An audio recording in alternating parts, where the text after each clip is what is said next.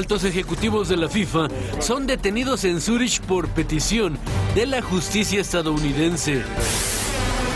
CEPAL emite reporte de la inversión extranjera directa en América Latina y el Caribe.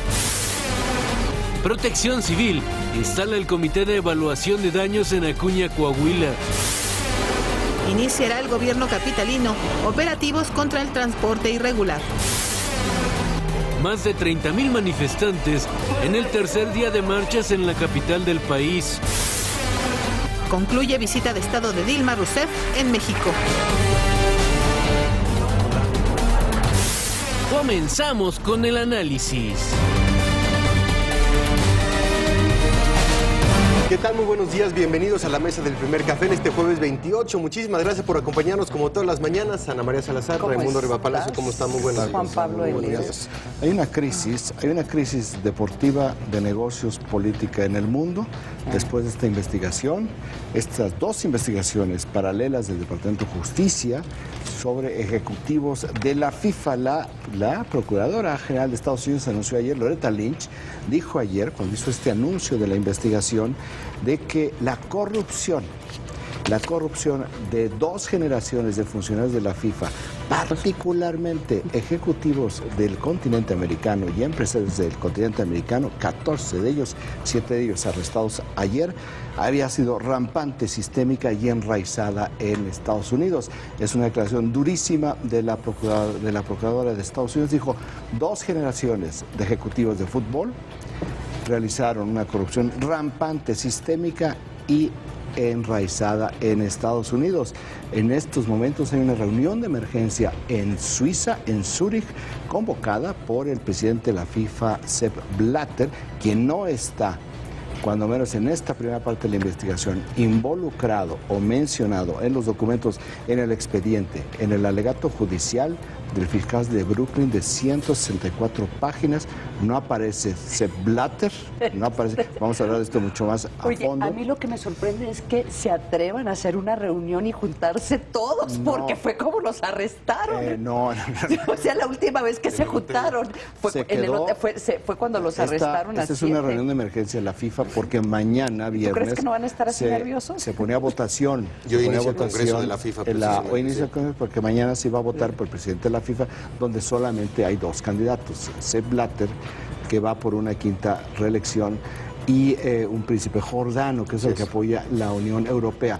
Cuando decimos que este es un asunto deportivo, de negocio y político, es el deportivo porque el órgano que regula el fútbol, que es el deporte más visto, el gran deporte del mundo, es un deporte totalmente transversal, está en esta crisis de sus órganos gobernantes, porque la investigación de Estados Unidos establece entre varios torneos internacionales y juegos internacionales que se arreglaron la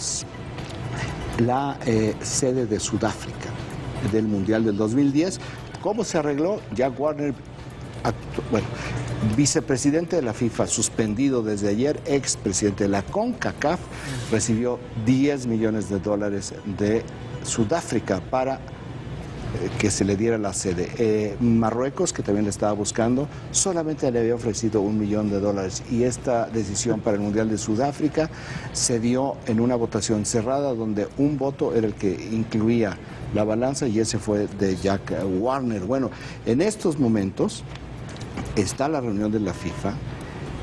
Vladimir Putin, el presidente de Rusia, que por cierto Gazprom, la empresa rusa, es una de las 4 o 5 grandes firmas que patrocinan a la FIFA, dice: nosotros apoyamos completamente a Sepp Blatter. Por supuesto que sí.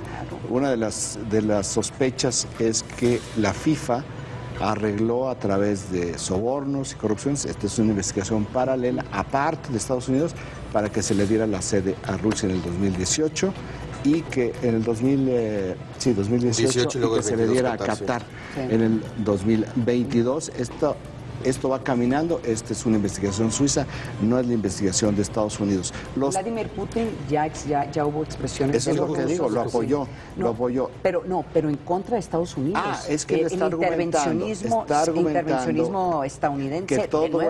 Que todo esto tiene que ver con que Estados Unidos no quiere que se relija Sepp Blatter.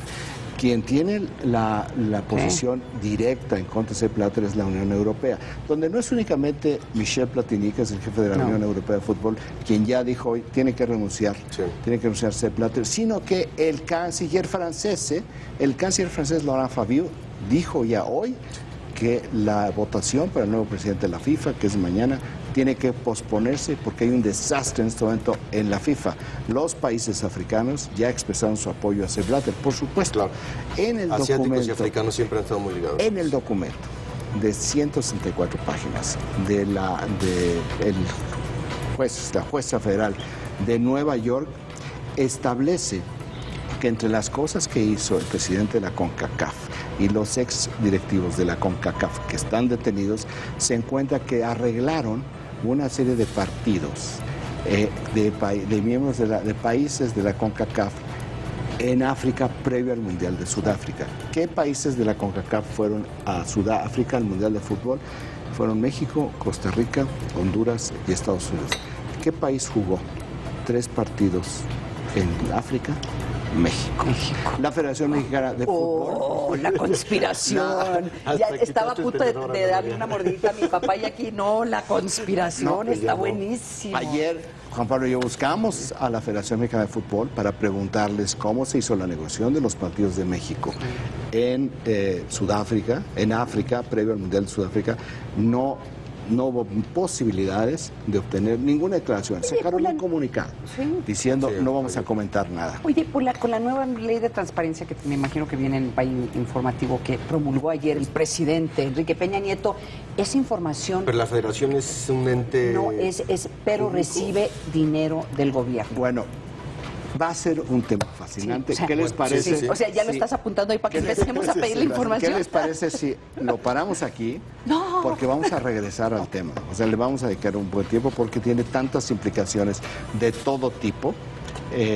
Cuando digo de todo tipo, es de todo tipo, por cualquier arista. No es un tema de fútbol, es mucho más que el fútbol. Hay también algo que no está en el país informativo, que ayer un juez federal de Tepic liberó a 4 de los 8 acusados como autores materiales de las granadas que explotaron durante la ceremonia del grito en 2008, 15 de septiembre de 2008, en Morelia. Y liberó a estas 4 personas porque dijo el juez federal que se obtuvieron sus confesiones, cuando menos en 3 de ellos, mediante tortura. El caso se le cae al entonces procurador Eduardo Medina Mora, cuyos todos los casos importantes de Eduardo Medina Mora se han caído, absolutamente todos.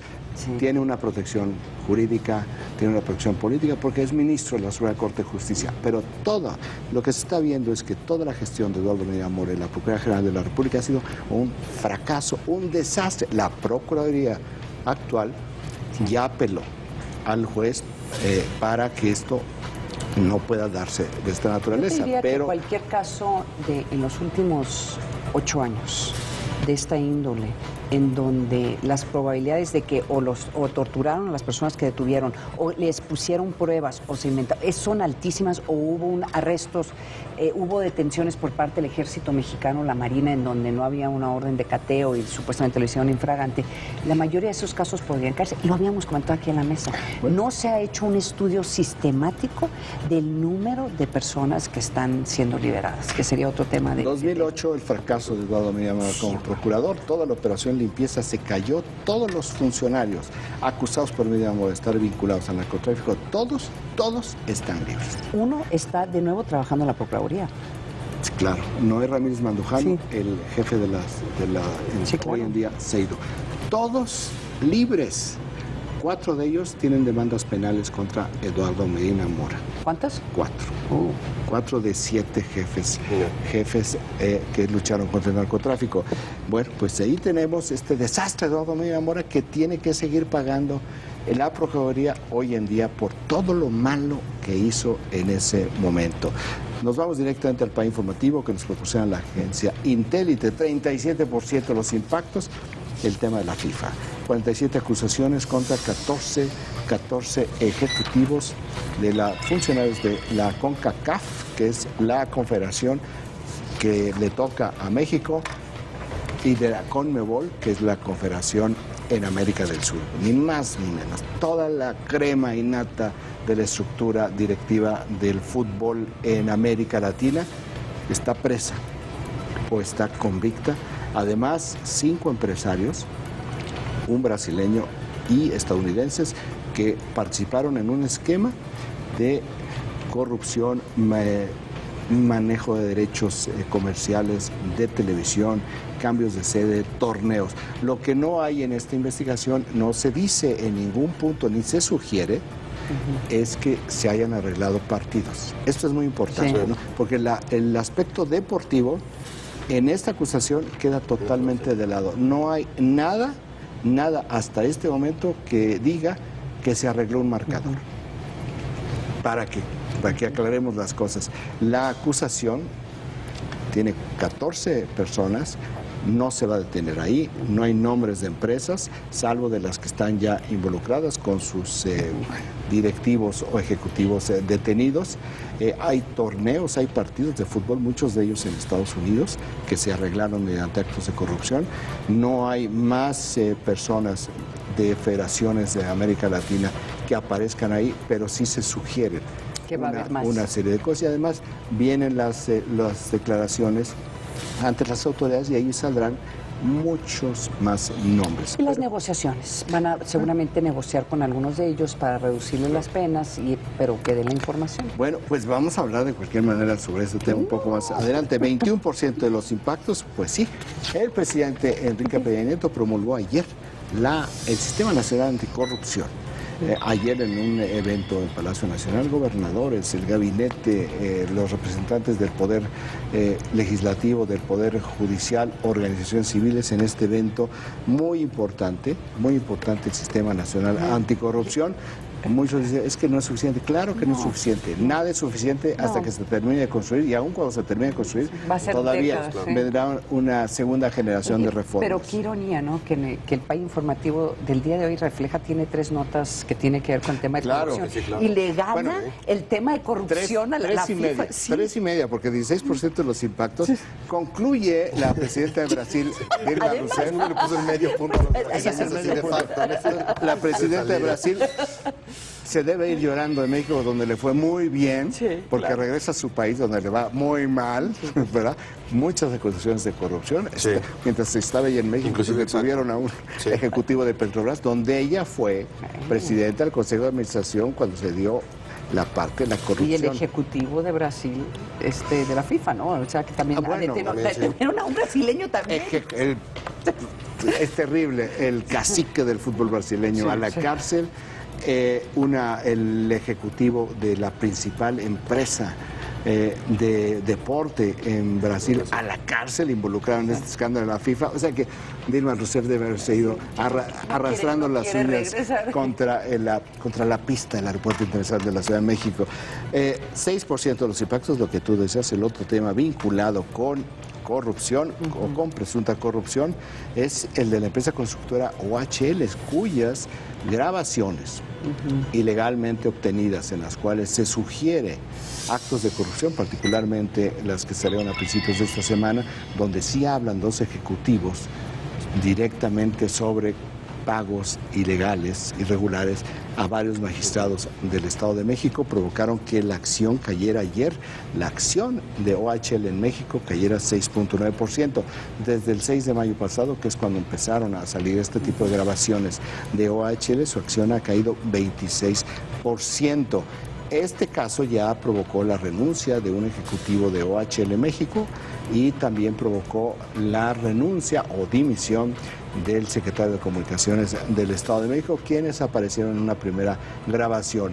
Ayer los magistrados del Estado de México, como cuerpo colegiado, dijeron: nosotros que nos esculquen porque no hicimos absolutamente nada. Juan Miguel Villar, que es el presidente de OHL de la empresa, la constructora con sede en Madrid, dijo que todas estas imputaciones, acusaciones, son falsas y que hay una campaña de difamación en México. Quien ha estado publicando las grabaciones es el diario El País de Madrid.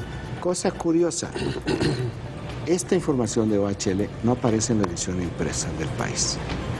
Solo lo han manejado a nivel digital. ¿Quieres especular, Raimundo? No quiero especular. Me llama la atención porque siendo un tema tan importante como por ejemplo... Una de las empresas más importantes de España. Claro, el Grupo Prisa, porque yo digo, bueno, porque el Grupo Prisa, que a paréntesis, 9% de las acciones pertenecen a la familia Alcántara, de esta gran familia con una larga tradición de transportes. Es la principal empresa de transporte foráneo y de pasajeros en el país, del Estado de México. Interesante, ¿verdad? Sí. Interesante lo que está para el contexto, pero sí me llama mucho la atención que no tenga un reflejo en la parte impresa del país y que todo esté manejando a nivel digital, que no es lo que sucede con los periódicos. Tienen sus dos versiones, para digital y también para el impreso. Bueno, 6% de los impactos, pues el Tribunal Electoral le da una segunda cachetada. No es una cachetada con guante blanco, es una cachetada con mazo al Instituto Nacional Electoral. La primera cachetada es cuando le dicen, oigan, ustedes no pueden decir que Marcelo Ebrard puede ser candidato plurinominal suplente, después de haber dicho que no, o sea, no puede ser. Y le dijeron, y ayer le dijeron al Instituto Nacional Electoral y a la primera sala especializada en delitos electorales que la multa al Partido Verde por el uso promocional de los informes legislativos que dice el Instituto Nacional Electoral fueron utilizados ilegalmente para promover al partido, no se justifica, que no es así. El Partido Verde había dicho, nos están multando porque nos están haciendo retroactivo un cambio de reglas. O sea, eso no puede ser. Nosotros jugamos bajo unas reglas y nosotros, la gran mayoría del tiempo que nos están acusando, eran otras reglas. Cambian las reglas y quieren que nosotros paguemos por lo que no existía. Bueno, pues el Tribunal Electoral dice, el Partido Verde tiene razón. Como que el Tribunal y el INE, los comisionados, viven en países diferentes, en universos diferentes, bueno, o tienen visiones diferentes de cómo interpretar la ley, o tienen sus intereses políticos. Es que no sé. Es que son decisiones políticas. En el caso clarísimo es el de Marcelo Ebrard. Sí, no puede el Instituto Nacional Electoral decir, no puede ser candidato plurinominal por simultaneidad de buscar candidaturas por dos partidos al mismo tiempo. Y cuando dicen, bueno, entonces va como suplente plurinominal, ahí sí, es exactamente lo mismo. Es la misma candidatura, plurinominal, es suplente o titular. No puede, esa es una visión política la que hizo el Instituto Nacional Electoral. Si falló en un sentido y con un criterio, tenía que haber fallado en el mismo sentido por consistencia y por congruencia con la aplicación de la ley. Por supuesto que al Instituto Nacional Electoral le va a ir muy mal porque sus decisiones están inspiradas en la política o, yo diría, como ratones asustados por lo que sucede en la parte mediática. Bueno, ya lo vemos. Llevan una semana llorando por las grabaciones de Lorenzo Córdoba. Digo llorando casi literalmente. Sí. O sea, lo único que no hemos visto son lágrimas, pero estos lastimosos, quejumbrosos. Es que me dijeron esto sin haber hecho nada durante 2 meses de campaña de esta naturaleza. 5% de los impactos, ya me brinco porque parece que traigo una fijación con este Consejo General del Instituto Nacional Electoral. Una buena noticia y una mala noticia dentro de la misma información. Avanzó México 2 lugares en el índice de competitividad mundial que evalúa 61 economías. México subió del lugar 31, del lugar 41 al lugar 39, mejoró. Sin embargo, con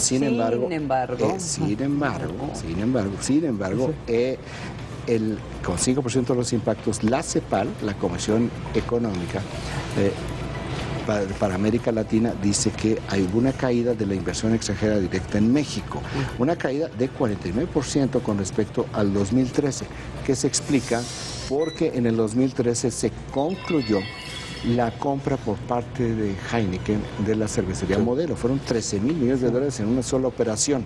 Eso impulsó muchísimo lo que fue la inversión extranjera directa en ese sentido. Por eso tenemos este dato de 49% de caída frente al 2013. ¿verdad? Sí. En el 2014 también hubo una pequeña reducción porque la empresa de telefonía AT&T lo que hizo fue desinvertir 5,000 millones de dólares en México. Entonces eso también tiene que ver. De cualquier forma, México es el segundo lugar en inversión extranjera directa, detrás de Brasil.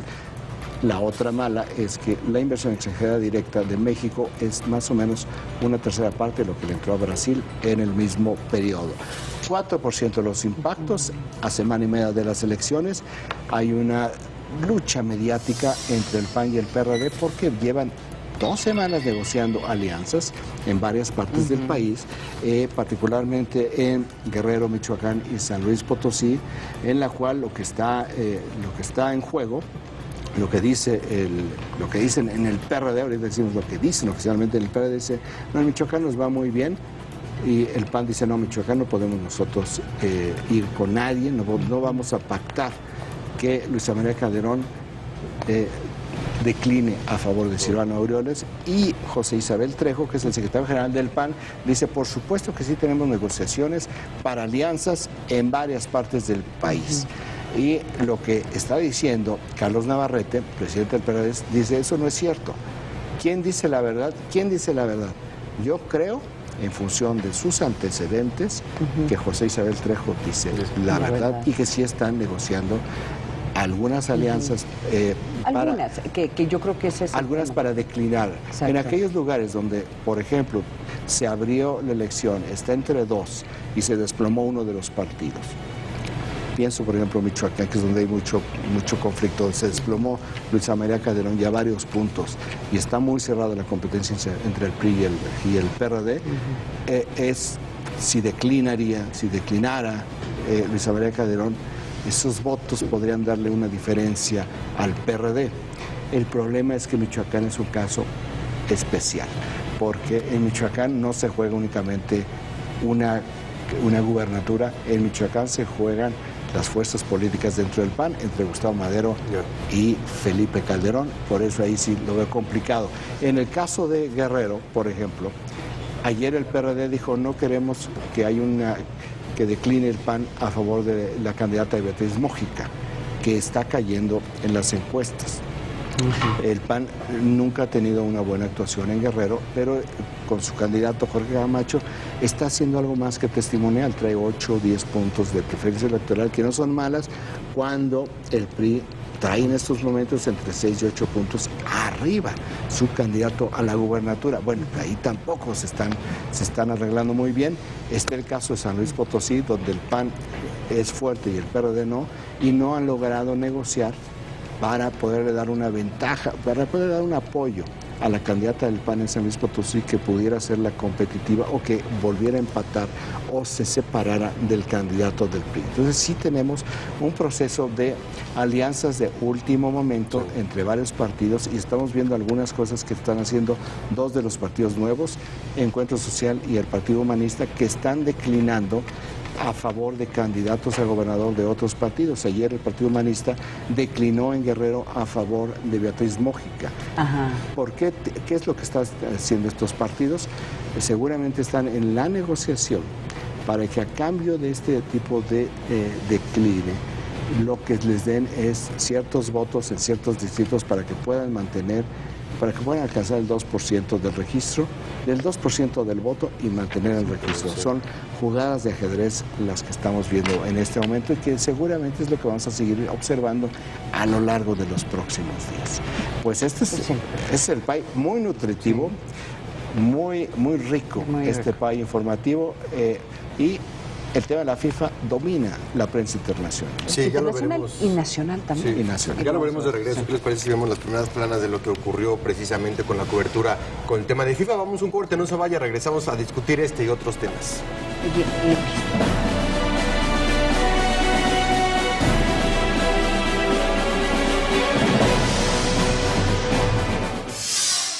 La Comisión Permanente del Congreso de la Unión guardó un minuto de silencio en memoria de las 14 personas que fallecieron debido al devastador tornado que azotó el 25 de mayo en Acuña, estado de Coahuila. Todos los grupos parlamentarios se solidarizaron con las víctimas de esta tragedia. No podemos permanecer ajenos e indiferentes a la tragedia de Ciudad Acuña. Por encima de colores partidistas y de banderas, hoy está la ayuda y la solidaridad con la población de Ciudad Acuña. El senador chiapaneco Luis Armando Melgar reconoció la labor del ejército mexicano al implementar el plan DN3 en Acuña y la visita del presidente de la República a la zona. También hizo una reflexión. Es que este tipo de situaciones se dan por diferentes circunstancias, pero sin lugar a dudas el cambio climático, el impacto en el medio ambiente tiene algo que ver.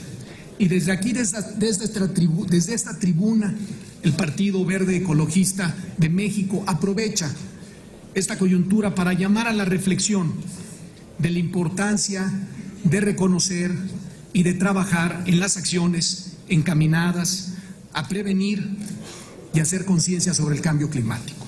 Y un llamado al Infonavit.